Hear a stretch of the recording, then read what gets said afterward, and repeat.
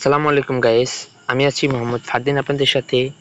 তো আজকে আমি আপনাদের সাথে একটা বিষয় শেয়ার করতে আসলাম। সেটা হলো আমাদের ফোন রেডমি ফোনগুলো আপডেট দেওয়ার পর অথবা হাইপারওয়েস আপডেট দেওয়ার পর বা অথবা যখন আমরা রিসেট দিই ফোনগুলো, তখন একটা সমস্যা দেখা দেয়। তো আমার ডিভাইসটা হচ্ছে রেডমি 13C। তো আমার যখন হাইপারওয়েস এই আপডেটটা দিছিলাম, তখন আমাদের যে ওয়ালপেপারগুলো র্যাপিডলি চেঞ্জ হতো ফোন অন অফ করলে, তো সেই সেটিংটা আসলে বন্ধ হয়ে যায়। তো আমি এটা সলভ কিভাবে করতে হয় সেটা আপনাদেরকে দেখাবো আজকে।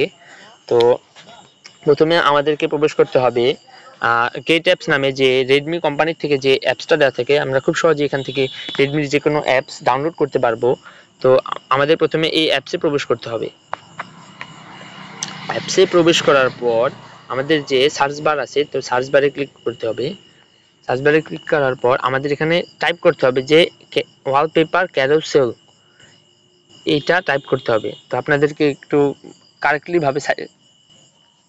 ভাবে এটা করবেন, টাইপ করবেন, তাহলে আপনাদের সামনে এমন একটা অ্যাপ চলে আসবে। তো এটাতে ক্লিক করার পর এটা আপনাদেরকে আমাদের ইতিমধ্যে ইনস্টল করা আছে, আপনাদেরকে ইনস্টল করে নিতে হবে।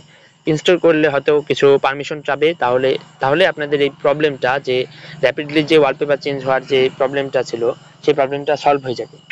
তো আমি এইভাবে আসলে সলভ করছিলাম। তো আমাদের যে রেডমিতে যাদের এরকম ধরনের সেটিংস থাকে না, যে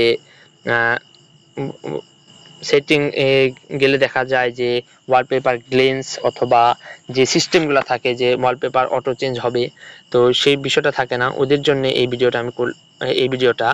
তো আমাকে লাইক করে এবং আমার চ্যানেলটা সাবস্ক্রাইব করে আমার সাথেই থাকবেন, এবং সবাই আমার জন্য দোয়া করবেন। আসসালামু আলাইকুম।